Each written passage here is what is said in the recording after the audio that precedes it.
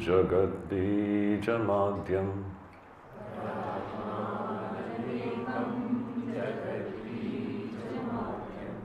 Niriham Nirakaram Omkar Vidyam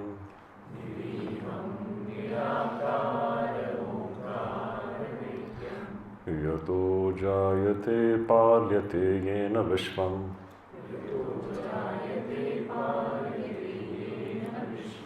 Tamisham Bhaje Liyate Yatra Vishwam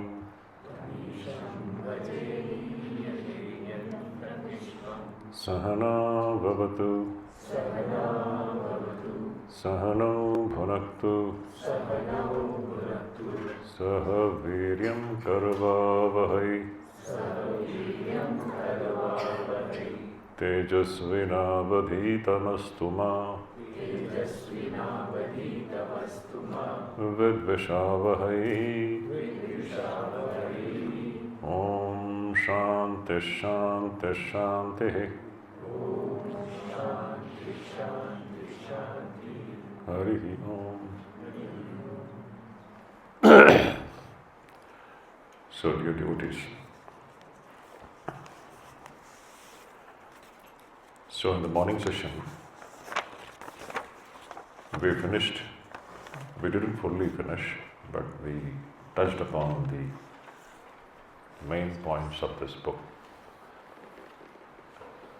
In this session, we shall just try to summarize the whole thing in short.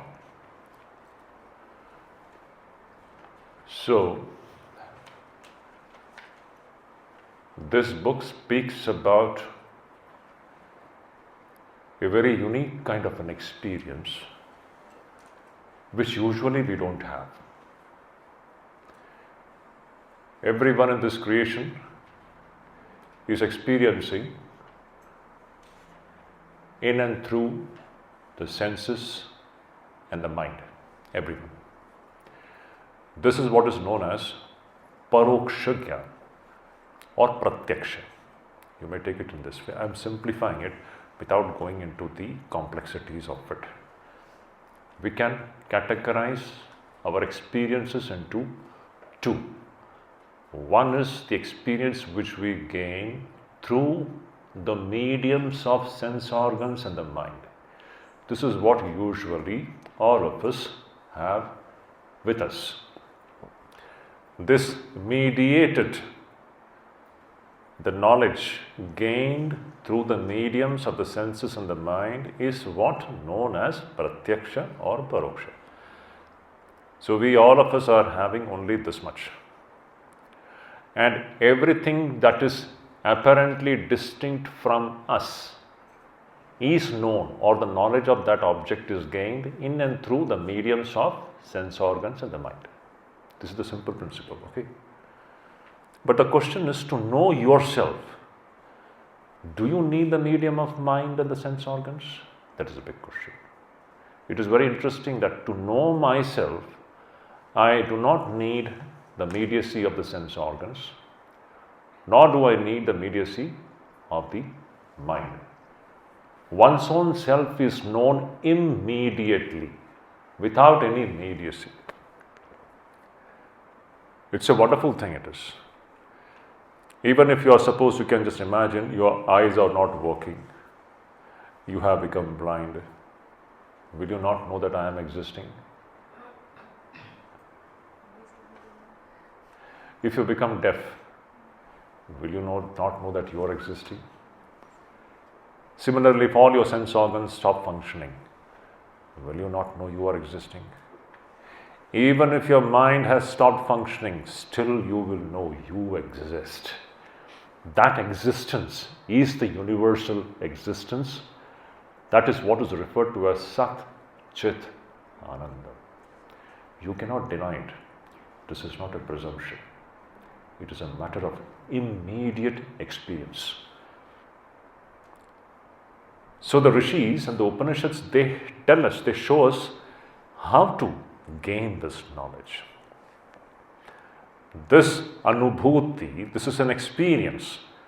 Pratyaksha and Paroksha is also an experience, and this is a superior kind of an experience which is what should I say, 1,000 times, 10,000 times, or limitlessly more intense than what we are seeing through the mediums of sense organs in the mind.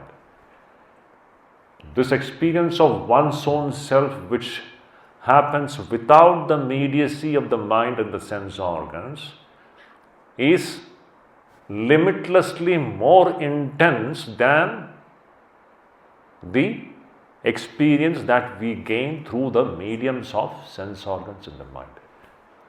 That experience is known as Aparokshanubhuti. It's a wonderful thing, it is. Now, the ground conclusion is that no one can deny one's own self. Everything else can be denied. But you won't be able to deny your own self. Can you? When I am talking about your own self, I mean your true self. Your apparent self is deniable. There are two things now. One is the apparent self and the true self. Who is this apparent self? Swami Shuddhidananda is the apparent self. It can be denied, it should be denied. But the true self, it is undeniable. No one can deny it. You understand? So there is, apparently speaking, two selves. Apparently. Actually, there are not two selves. That is the whole thing. Apparently. Apparently. I am using the word apparently, not actually. Actually, one is appearing, other is actually existing. Just like the rope and the snake, rope is actually existing and the snake is appearing. The snake is the apparent self, rope is the real self. You understand? And all our so-called transactional identity. Now we have become totally identified with our transactional identity. What is our transactional identity? Shuddhidananda, Dinesh, Ramesh, Archita, Vishwanath. These are all transactional identities. But the real absolute identity is what? Your own true self, which is beyond the mind also, which you can't deny it. These things are all coming and going. Avasthatraya. Okay? In waking, you have one transactional identity. In dream, suddenly another apparent transactional identity props up there, which has got no connection with the so-called waking transactional identity. You can check it out. Every day this is happening. These transactional identities are all mutually they are cancelling each other. For example, this waking Shuddhidananda, which is waking transactional identity, apparent identity, this waking Shuddhidananda, he went to sleep. And before he went to sleep, he had a sumptuous meal. His stomach and belly was filled up and he went to sleep. Suddenly in dream, the same one Shuddhidananda comes there in the dream and he is deeply hungry. You understand? Does this not happen? That Shuddhidananda and this Shuddhidananda has got no connection. This Shuddhidananda had eaten to his fill. In dream, that Shuddhidananda is deeply hungry. This Shuddhidananda may be a very rich person. In dream, suddenly you find that Shuddhidananda is a pauper. You understand? So these are all the plays of apparent identities which are changing every now and then. But who is the real person behind all these things? Atman. The real identity is unchanging, unchangeable. It is the Atman which is appearing in the form of the waking state and that so-called waking transactional identity called Swami Shuddhidananda. Again, that is withdrawn. Then it is again Atman who is appearing in the form of the dream world and that second transactional identity in the dream world which has got no connection with this waking world altogether. Again, it is the Atman who then experiences the sleep state. This Atman, to experience this Atman, you don't need the mediacy of the senses and the mind. That is what the Upanishads teach us. This Atman is immediately known. Directly, it is known to all of us. If we try, we get it. That is what is known as Avasthatraya Prakriya in our Upanishads. That experience is what is known as Aparokshanubhuti. So initially, there is Vichara. Now this is what is Vichara. You see, now what did we do? We did Vichara. This was what we did, this is the answer to the question, who am I? Koham. How did this book start? What is Vedanta Vichara? Koham, kathamidam jatam, kovai kartasya vidyate, upadanam kimastiha, vichara soyami darsha. Is it not? So what is Vichara? The first Vichara starts from Koham. So the question is, who am I? Am I this transactional identity of the waking state? Or am I the transactional identity individual of the dream state? No, I am not that. I am the witness of both. This is what is the process of Vichara. When you do Vichara, Jnana comes, knowledge comes. This knowledge, this Aparokshanubhuti, it will come. It has to come if it is done with all earnestness. It opens up a totally different area of self-understanding, understanding about our own self. Till now, we have never understood ourselves in this light, but when you begin to do this Vichara, a new domain opens up for all of us. We begin to understand ourselves in a new light as the witness of all the three states. Then we see that these three states, then apparently it is like two things. The three states are there and the Atman is there. So again, then Shankaracharya teaches us, are there actually two things called the Atman and the three states? The three states means what? Jagat. No? What is Jagat? Jagat, is there any other Jagat apart from the three states? What we are referring to as world. Is there any other world apart from the three states? Three states is what is referred to as Jagat or world. So, is there two things called Atman and the Jagat? No. That is the climax. So, initially we make a distinction between the so-called the three states and the witness of the three states. We are the witness of the three states. But is the three states existing independent of this witness? No. To make us understand that, Shankaracharya then gives a series of illustrations to make us understand that the three states are nothing but the Atman itself, Brahman itself, Ishvara itself appearing in the form of the three states. So, a series of illustrations to make us understand this point, that just like the clay takes the form of the pot and the jar and the tumbler, etc. Just like the ocean breaks into different waves, just like it is the gold which takes the form of different ornaments and jewels. Similarly, it is this one witnessing Atman, Parabrahman, Satchidananda Brahman, Ishvara, which breaks into the waves of waking and dream and sleep, waking and dream and sleep, waking and dream and sleep, waking and dream and sleep. It is continuously going on, is it not? Amazing thing it is.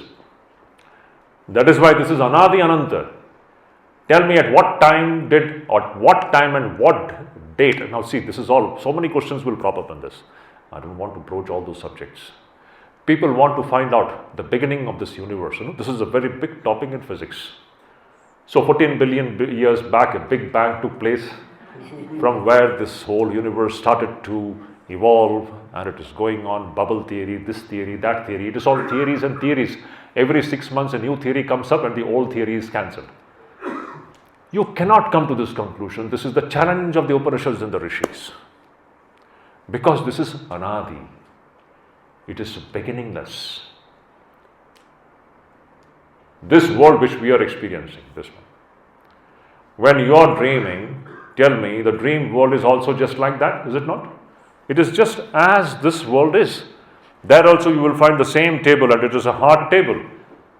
In dream world, when the dream is going on, the table is just as hard as this one. At that time we don't know it is a dream. Is it not? Did anyone dream yesterday night? Yes. We all dreamt. Okay, you dreamt? At what time did your dream world start? Can anyone determine? It is Anadi. You cannot determine it. Similarly, this is another dream which it is just a play of consciousness. The problem with the physicists is that they understand only matter. They don't accept consciousness. This has been whole struggle between matter and consciousness. Let us not go into all those debates. That is all just bekar debates. Always follow the rishis. Actually, what is happening is it is nothing but play of consciousness. It is beginningless, it is endless. It is consciousness which is appearing in the form of the waking. It is consciousness which is appearing in the form of dream. It is again consciousness, Atman, Ishvara, appearing in the form of sleep.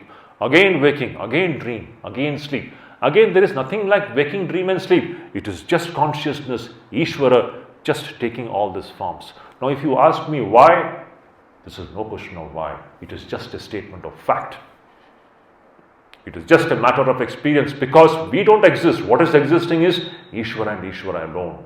That is what is the final conclusion. Just like if you ask why the ocean is breaking into waves, there is no answer to it. That is the very nature of the ocean to break into waves. Similarly, there is no answer to the question why is Ishvara breaking into waves in the form of this Jagat and Jiva. It is the very nature of this Ishvara to appear in the form of Jiva and Jagat. Actually, there is no Jiva and Jagat, it is Ishvara and Ishvara alone. In Mandukya Upanishad, there is a great conclusion. Gaudapadacharya says, Devasya esha subhavo ayam atmakamasya kaspriha. This is the very nature of the Atman to appear in the form of waking, dream and sleep. It is not that it is doing it with some intention. There is no intention, nothing. It is and Shankaracharya gives a beautiful example there. Just like you have a gem which keeps on changing color, It keeps on changing color. There is no question of why. It is the very nature of a certain stone which keeps on changing its color. That's all. Similarly, it is the very nature of this Parabrahman to keep on appearing in the form of all these beautiful things. Now when we realize the truth, this will become clear to us. We will understand there is neither Jiva nor Jagat. It is only one Parabrahman, Ishvara alone. Another way of looking at this whole issue is, now what we are experiencing here, this is everything that we are seeing. What is this? This is nothing but Brahman associated with Shakti. A better way of understanding for most of us, you can think this is what is Saguna Brahman, is it not? Brahman is Nirguna as well as Saguna. Brahman associated with Shakti is Saguna Brahman. This what we are seeing is what? It is Saguna Brahman. And this Saguna Brahman is what? Ishvara. What is Ishvara? Brahman associated with Shakti is what is Ishvara. And whatever we are seeing, this is Saguna Brahman. This is just Ishvara's form. You understand this point? This is what Shankaracharya keeps on hammering, and all the rishis, Upanishads also, they keep on making us understand that it is one Ishvara and Ishvara alone which is actually existing. There are not two things. The idea of Ishvara is also there and world is also there. It is based upon ignorance. Ishvara alone is there. There is no second entity called Jiva and Jagat. We have to come to this firm conviction through Vedanta Vichara. And if it is done in the proper way, the way it has been shown by the Upanishads, this conviction will come. Again, I said in the beginning, Shankaracharya talks about who is fit to do it. Some amount of fitness is required. A person who is completely drowned in all sensory indulgences, it is impossible for that person to come to this vision. How can that person come to this vision? Is it possible? That's why the first condition is some amount of vairagya is required. Some amount of tyaga and vairagya is required. Some amount of restraint at the sensory plane is expected. You cannot progress in life without that viveka and vairagya. That viveka and vairagya and shat sampatti and mumukshutvam, that is what makes us yogya. That is what makes us fit and eligible to come to this kind of a conviction. That is why most of us, we fail to understand this because we lack those sadhana chatushtaya. Let us make this point very clear. If we are not able to catch this, one of the main reasons is that we lack those virtues which are the eligibility condition without which this vision is not going to come into our lives. So this point should be made very clear. And then, so finally, see, what is the, one song which Sri Ramakrishna used to like very much. Naren used to sing that song. तुझसे हमने दिल को लगाया, जो कुछ है सो तू ही है, एक तुझको ही अपना पाया, जो कुछ है सो तू ही है. What a song it is. We listen to this song. It's what? It is what? Whatever is existing, it is what? What is it? Not sure. The voice is not coming up. Ishvara. As if with great pain we are saying it is Ishvara. So you see, जो कुछ है सो तू ही है. This is the blunt, naked truth. But we don't want to accept it. Sri Ramakrishna used to love this song. Naren used to sing and he used to go in samadhi because that is the plain, naked truth which Shankaracharya is speaking here. जो कुछ है सो तू ही है. तुझसे हमने दिल को लगाया. Now, here comes bhakti. You see, you combine supreme bhakti and supreme jnana, it's one. First, know that it is Ishvara alone which is existing. Now, what will be your work in life? Tell me. Once you have come to this conclusion that God alone is existing, now you will be a lover of God. और क्या काम है हमें? Once you have come to this conclusion that Ishvara alone is existing, then what is left? You will be always in the mood to adore and worship God in and through all your activities. Now this bhakta is not a bhakta who is a bhakta only when he goes to the temple. He is always a bhakta. Because this entire thing is Ishvara. It is not that God is only when in the shrine. This entire thing is God, Ishvara. This is a whole different vision. This is what we find in these great bhaktas. For them, bhakti is not localized bhakti. Their bhakti is not localized only in temple. Neither is their bhakti localized in one form. Their bhakti is not even localized in one form. Their bhakti is universal. That is what is avyabhicharini eka bhakti, which Sri Krishna is talking about. For him, everything is a form of Ishvara. So beautiful. Whatever he or she is doing, it is all worship of God. There is a famous verse from Vyasadeva, Shiva Manasa Puja, I think. There, Vyasadeva says, you might have heard this stotram. Atmatvam girijamati sahachara prana shariram griham pujate vividhopaboga rachana nidra samadhisthiti sanchara padayo pradakshina vidhi stotrani sarva giro yattat karma karomi tattadakhilam shambho tavaradhanam. So beautiful. There Vyasadeva says, yattat karma karomi. Whatever actions I am doing, it's all Shambho tava aradhanam. It's all your aradhanam. Because he has spiritualized everything. For him, everything is Shambho, everything is Shiva. So, how is it? It's a beautiful slogan. He says, you see, Atmatvam. Vyasa is saying that Shiva, you are the Atman. Girija Mati. Girija is Parvati, is it not? This mind is Girija. Shiva and Shakti. Brahman and Shakti. Brahman and Shakti. This is all. What is this? This is all Brahman and Shakti only, nothing else. It is Saguna Brahman. Let us understand this point. If I ask you, what is this? What is this? This is Saguna Brahman. Can you understand this point? This is Atman associated with Shakti. This is Saguna Brahman, everybody. It is Atman and Girija. It is Shiva and Parvati together in so many forms. Any doubt? Atman is there and Atman Shakti manifesting. Atman and Shiva and Parvati, Shiva and Girija together is what we are seeing. Where do you want to see for God? This is God so many forms. So Vyasa says, Atmatvam Girija Mati. Mati means the mind. Mind is Girija. Atman is Shiva. Atmatvam Girija Mati. Prana Shariram Griham. Atma Tvam Girija Mati Prana Sahachara. Shiva has got his Sahachar, no? Shiva never moves alone. He has got all his all Pretaganas, Bhutaganas, all his whole team is there. So here, who is the Sahachara? Pranas. The pranas functioning in the body. It's all Sahachara. And Shariram Griham. This body is the temple.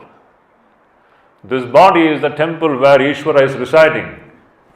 Shariram Griham. And then what? Puja, Vividha, Upabhoga. Whatever you're eating, it is all just offering given to Shiva and Parvati. Whatever we are eating, not only eating actually, we are eating through all the 5 sense organs. We are not only eating through the mouth. Whatever you are seeing, whatever you are hearing, it is all being received by Ishvara. It's all the offering, just like you will make offerings here. This is happening every day here naturally. When we eat food, we are actually offering it to Ishvara. That is what is Brahmarpanam, Brahmahavi and all those things. So this, whatever we are eating, it is all bhoga, offered to Ishvara. And then Sanchara Padayo Pradakshana Vidhi. When I am walking, Vyasadeva is saying, I am doing Pradakshina. Whenever we are walking, actually, if you just imagine if this is all Ishvara, whenever you are walking, you are actually doing Pradakshina to Ishvara. Sanchara Padayo Pradakshina Vidhi and Stotrani Sarva Giro. Giro means all my speech, it is nothing but it is in the praise of the Lord. Every word that is coming out of my mouth, every single word, every single sound which is coming out of my mouth, my speech organ, it is all nothing but in praise of this Saguna Brahman, Ishvara. Stotrani Sarva Giro. And then towards the end he says, Yat tat karma, yat karma karomi. Whatever actions I am doing, whether I am eating, whether I am sleeping, sleep is samadhi. Nidra samadhi sthiti. I forgot that point. Okay, whenever you are sleeping, what is happening? You are actually going to the source of this creation. Every day it is happening. You are becoming one with Ishvara. Nidra samadhi and yaddat karma karomi tat tadakhilam shambho tava aradhanam. Whatever I am doing, hey Shambho, it is your aradhanam. This is how we are spiritualizing our everyday life. Actually, there is nothing existing apart from Ishvara. It is all Saguna Brahman. So this is the conclusion. And to reach here now, this is the conclusion, this is the vision of the rishis. We are far away from it. Now let us come down to the practical level. Today we don't have that vision, okay? But this is what? But this is not a presumption. This is the experience of the rishis. Today we may be far away from it, we don't have this vision, but it has to be cultivated. This is the sadhana actually. So how do you do it? We have seen those 15 steps. You can once again revisit those steps in this yama, niyama, tyaga, maunam, sthana, kala, everything is there. All those ashtanga plus 7. We can just go back, it is very important. Now we should be practicing those 15 steps in order to develop this kind of a drishti. And there should be constant vichara should go on. Vichara is very important. As Shankaracharya says in his Bhajagovindam Sutram. You know Bhajagovindam Sutram, that one line is there? No. What is that? Kastvam koham kutayat kame janani kome tat iti paribhavayam sarvam asaram vishvam tyaktva swapna vicharam bhajagovindam govindam bhajamoramate samprapte sannihite marane nahi rakshati nokrankare. Ask yourself, Kastvam, who are you? Who am I? Who is my father? Who is my mother? All these things. What are these connections which we have forged? We have forged all these relationships in ignorance. Try to bring knowledge and light. The things with which you are connected, try to find out who is that entity. If you dig into it, you will discover God. That is the point. That is what Shankaracharya was saying here. If you dig into the human being, Ishvara is discovered. If you dig into the Jagat, Ishvara is discovered. This digging into it is what is Vichara. When you do it, it happens. We have to do that. So this is in short. In this, there were few more subjects like Prarabdha and all, which we couldn't take it up. We don't have to worry about it. That is all like secondary things. But the main thing is, let us focus on the main thing actually. Prarabdha becomes meaningless for a person who is established in this vision. So why worry about Prarabdha?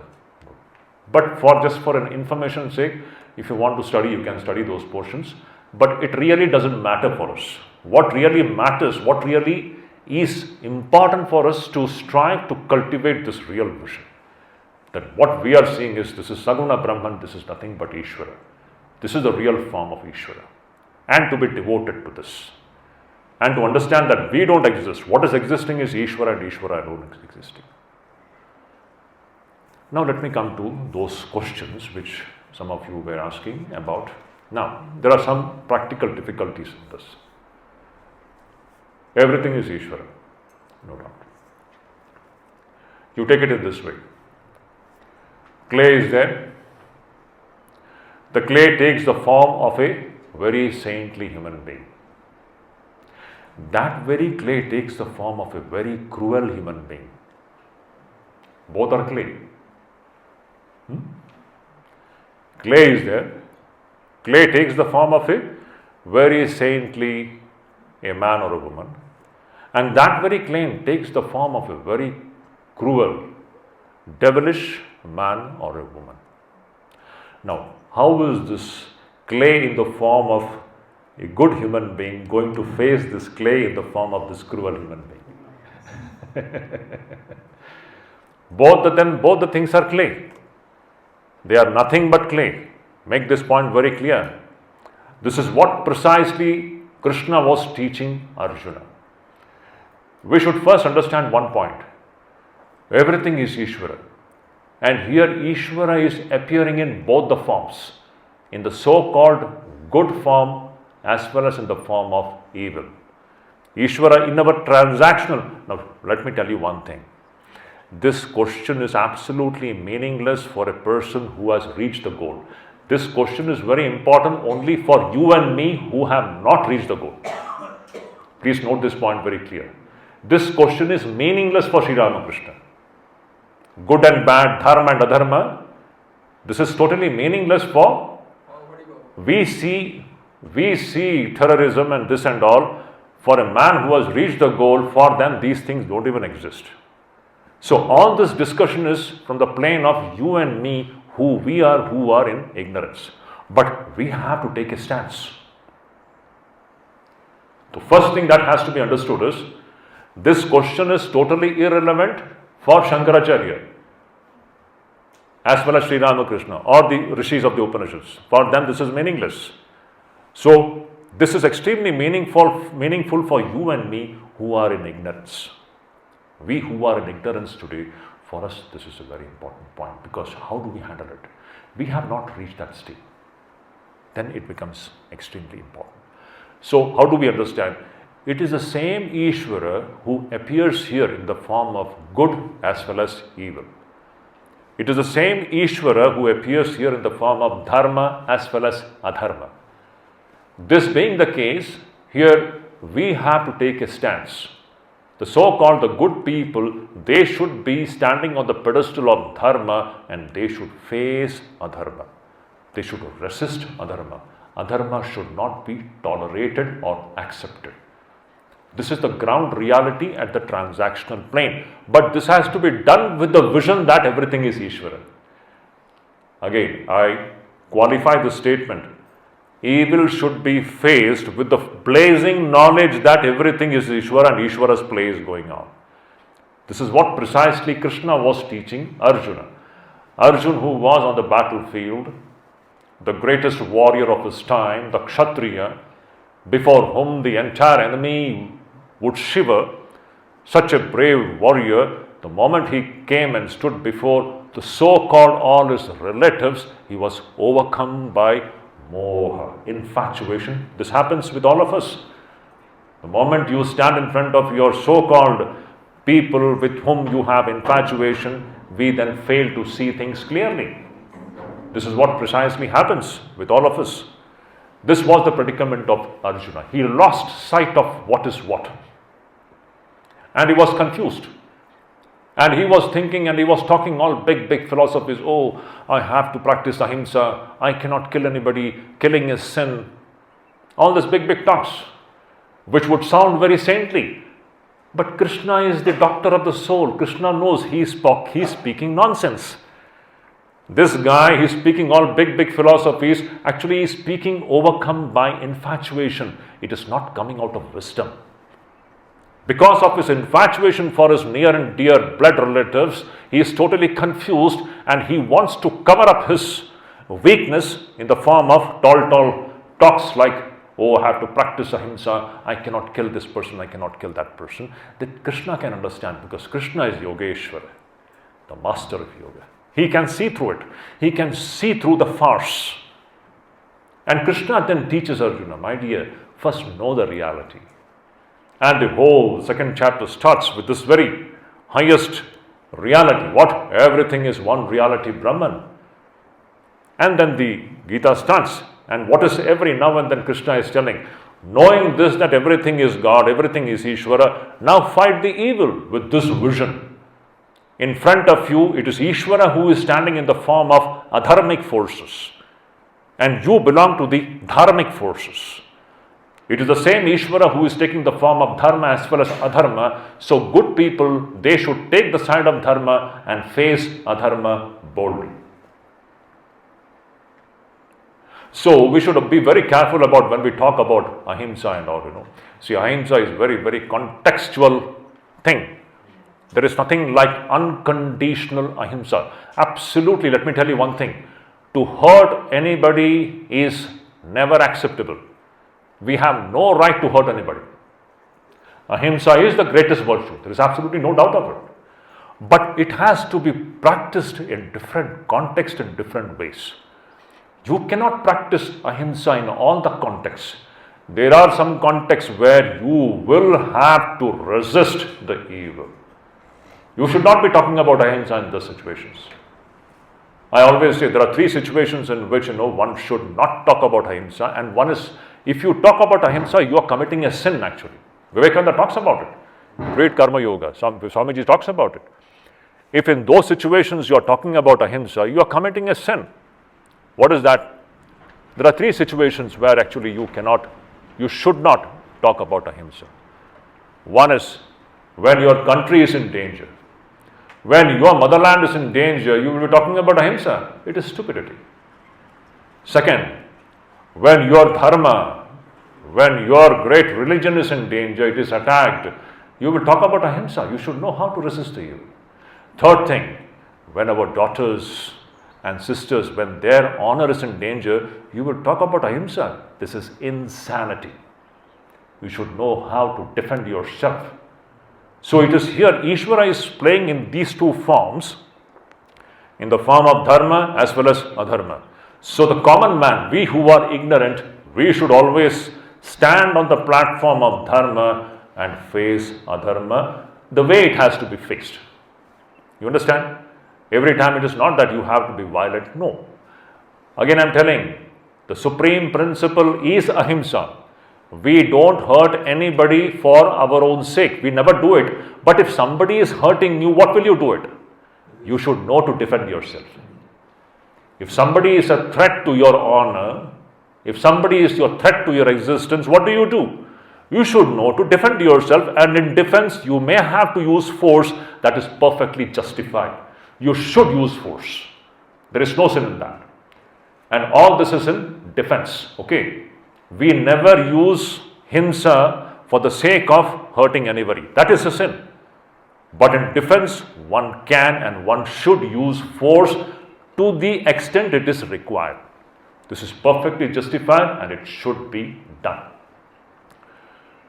Now, you see, as I said, in this very creation where everything is Ishvara. In this very forest, there are scorpions, there are snakes, is it not? And there are also cows, and there are also pet dogs. The two dogs, so beautiful dogs, always sleeping on just outside the dining hall. Huh? Wonderful dogs. Huh? Always, all day they are in Sushupti.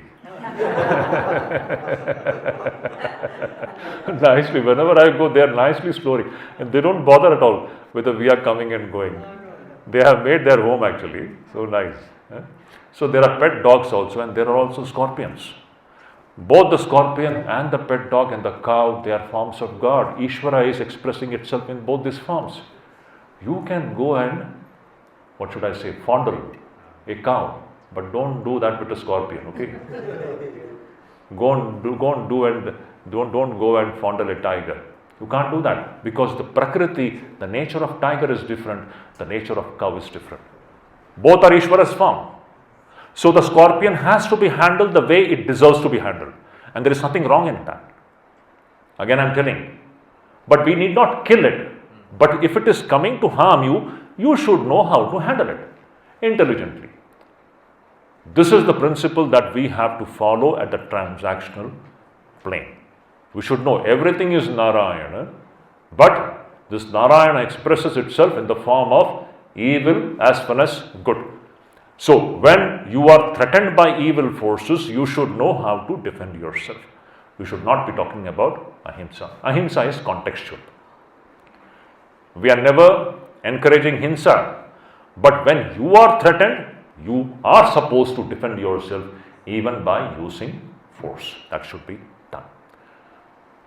Sri Ramakrishna tells a beautiful story. There was a Gurukula. In that Gurukula, one Guru and all his Shishyas were there.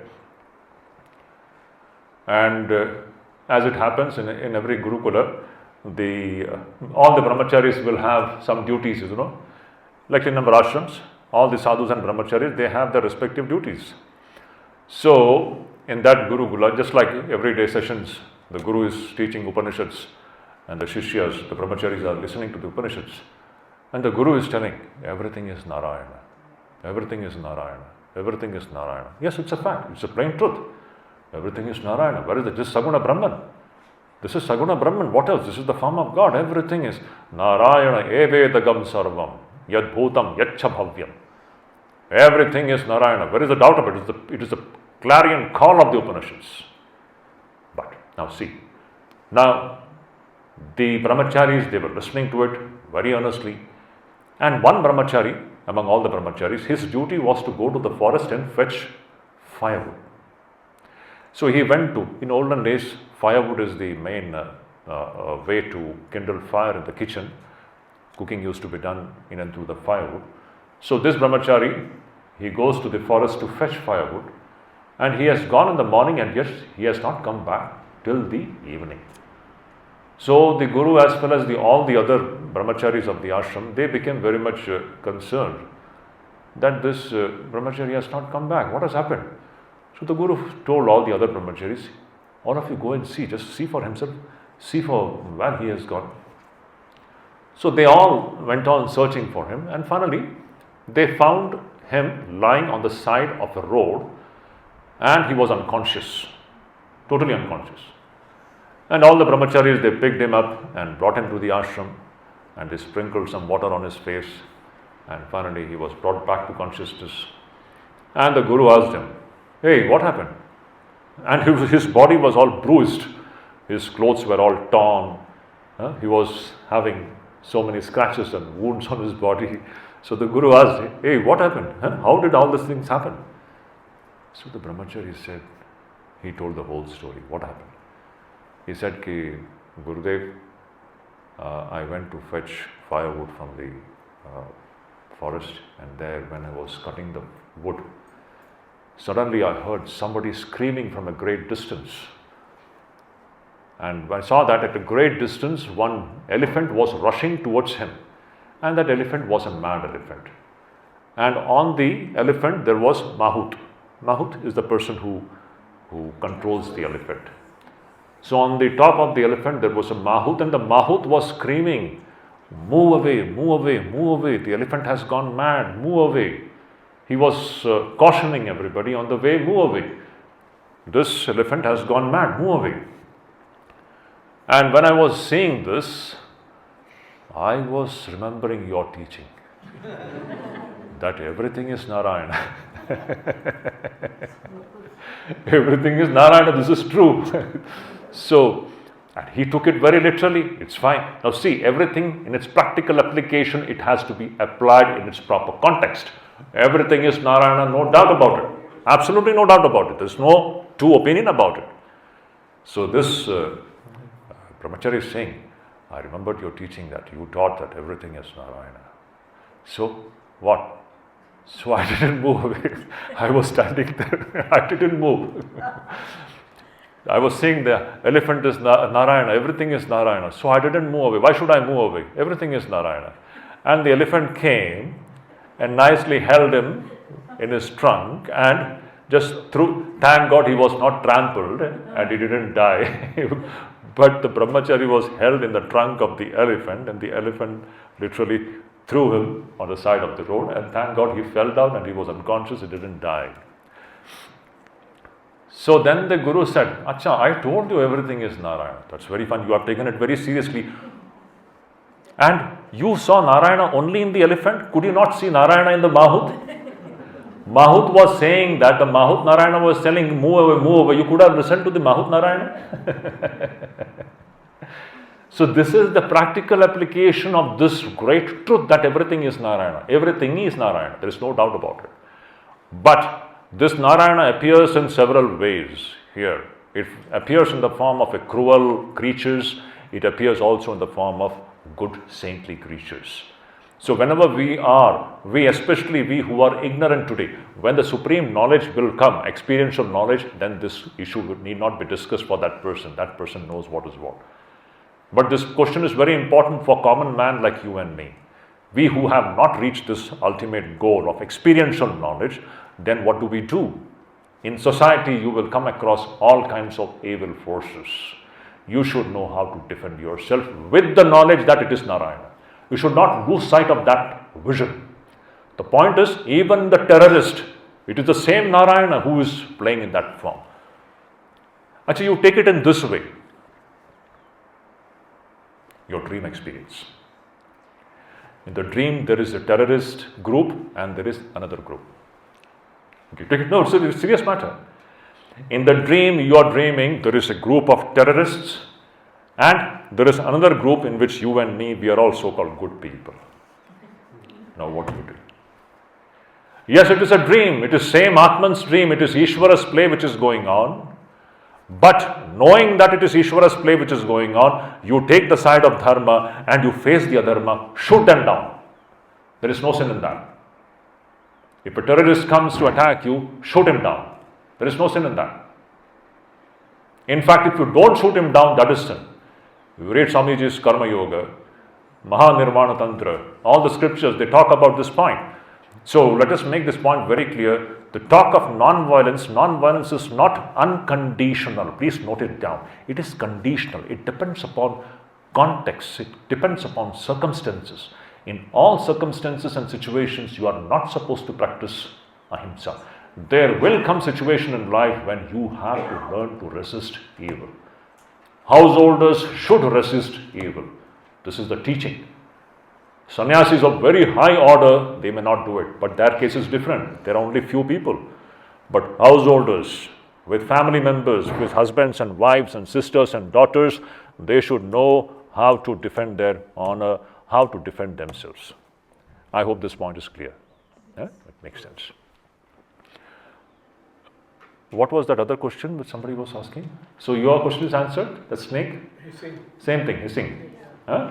That's in a very subtle form when you come when we are talking in context of human beings. I mean, like in case of a terrorist or that's plain clear that they are evil. Pure evil. But in our day-to-day life, you cannot actually judge whether the person is. Okay. Now that you have to use your intelligence now. You can't go into the details of every situation. God has given us intelligence to understand the situation based upon. But the point is never lose sight of that vision that everything is Narayana. Whatever you are doing should be done with that firm conviction. You are dealing with Narayana only. But if you are sure that the person who is standing in front of you is an evil force, if it is sure, then you have to be intelligent in handling that person. You have to intelligently and wisely handle it. That is the thing. You should know how to defend your interests, how to defend yourself. This is the simple common intelligence. This common intelligence is what Krishna was teaching Arjuna.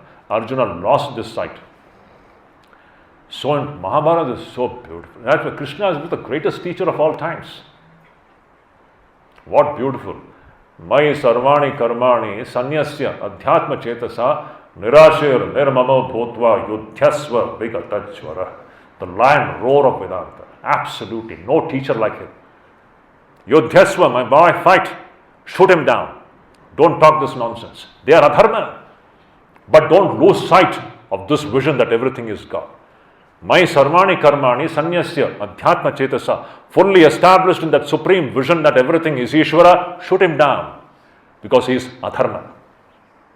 Duryodhan, shoot him down. Karna, shoot him down. Don't talk about nonsense. That was the greatest teacher ever.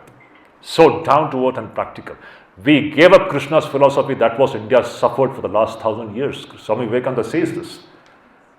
For last 1,000 years we suffered all these invasions and all this nonsense, because too much of stress on this unconditional ahimsa. It is foolishness. When invasions happen, you should know how to defend the country. You should know how to defend the honor of your daughters and sisters. It is stupidity and insanity to talk about ahimsa in such a situation. This is what Krishna's teaching was. We gave Krishna up. Once again we need, Swamiji says, once again we need the Krishna of the Kurukshetra. Swamiji's words. Once again we need the lion roar of Krishna of the Kurukshetra, not the Krishna of Vrindavan. He bluntly says, don't bring that Krishna. No, that is all. Leave it. That Vrindavan's episode, no, we want Krishna of the Kurukshetra, the lion Krishna. Amazing. That is the practical Vedanta. No teacher like him, absolutely. That's why reading Bhagavad Gita is very important. Everyone should read Bhagavad Gita properly. This is the real philosophy of life. All-comprehensive philosophy of life. And now actually India is going back to Krishna's philosophy. Thank God. It's happening and it should happen. This should have happened long back. We gave it up. And that is why we are paying the price for that. All these horrible creatures in the form of religion. Are they even religion? Beasts. Beasts moving in human forms. We should know it is Narayana's play which is going on. We should know how to defend our country, how to defend our everything. We don't believe in, that's why Hindu is the only community who has not cut the throats of other people. Have we? Never in history. All other communities have done it. That is the glory of this Hindu Samaj. Hindu Samaj is the only Samaj. Hindu community is the only community. We have never invaded anybody. We have never cut the throats of other people in the name of religion. Whereas every other religion, their history is written in bloodshed. 2,000 years of Christianity is a history of bloodshed. 1,400 years of Islam is a history of bloodshed. The Hindu community is the only one community. Swamiji speaks about it. So Hindus should know what it means to be Hindu, and we should be proud about it. And that is the one thing which Hindus we lack. The reason is that Hindus themselves don't know what Hindu Dharma is. That is the biggest reason. We are all Hindus only for the name's sake. Who knows what is Hindu Dharma? No one. Have you read even Bhagavad Gita? We have a tag of Hindu Dharma. We don't know anything about Hindu Dharma. The glory of, now see, this is what we are studying Hindu Dharma. Understand this. This is what is Hindu Dharma. This is what is Vaidika Dharma. This is what is Sanatana Dharma. Tell me, where on earth you find anything like this, what we have studied here? Where on earth? It is not there. The world is waiting to get this, and this is what Vivekananda gave to the entire world, and the world is mesmerized. They are waiting to get this wisdom. It is not there anywhere. This is the great legacy, the heritage which our ancestors have left behind, but which we have not valued. We Hindus have not valued. We have not given it to our children. Look at our current day, our present day young generation. How sad, they don't know anything about it. Our Hindu boys and girls. And they turn out to become anti-Hindus actually, in their thinking. This is the most dangerous phenomenon. Because it is not their fault. We didn't give them the right stuff. That's why it is very important to impart our religion to our children. If you are not doing it, you are committing a very big blunder. That's why I would just appeal one thing before my time is over, and the tea also has come. One last request. This is wonderful, this is purely spiritual, and I'm telling you, please read lectures from Colombo to Almora. I'm appealing this to all of you. Literally, it's an appeal. Please read it to understand what Hindu Dharma is and what is the glory of Hindu Dharma. Be a proud Hindu. This is what I want to say. Be a proud Indian and be a proud Hindu. We are the best. This confidence and conviction should be there. No weakness. That's why I'm saying read lectures and read it very carefully, okay? Every sentence is like words of flames. You can see every sentence, Swamiji's. It is Vivekananda who has saved India in the modern times. Now let me come to that point. Shankaracharya saved India 1200 years back. Now in this 20th century, it is Vivekananda who has saved India. Without Vivekananda, we would have been in ruins. Hindu Dharma would have gone. Just like 1200 years back, without Shankaracharya, Swamiji says, we would have all become Muslims here. It is because of Shankaracharya's great movement that Hinduism once again came back with full force. And now the same thing is happening with the advent of Vivekananda. It is because Vivekananda once again, see the Hindu force is rising now. It should rise. We have to once again come back. And our intention is not to hurt anybody. This is the only community. The rise of Hindu community is always a blessing for the entire world. Yes. Because we don't believe in hurting anybody. This is the only philosophy. That is the beauty of it. This community and this ideology is the only ideology which doesn't believe in cutting anyone's throat, no matter which religion you follow. You follow Islam. We respect it. We have no intention to convert you. We have no intention to kill you. But they have it. This we Hindus should know and not be foolish about it. Is it not? We should know it is there in their books. It is written in their books. Let us not be foolish. That is the problem with that religion. So we Hindus have to know all the sides. First of all, we Hindus should know what is Hindu Dharma. That's why I'm just requesting you to read lectures from Colombo to Almora to understand what Hinduism is and just develop some pride about who we are. Proudly say that I'm a Hindu. And I think we can stop here. And what is that? Question and answer session is there? Yeah, after tea. We still have 1 hour with us. After tea, no? Okay, so let's have tea.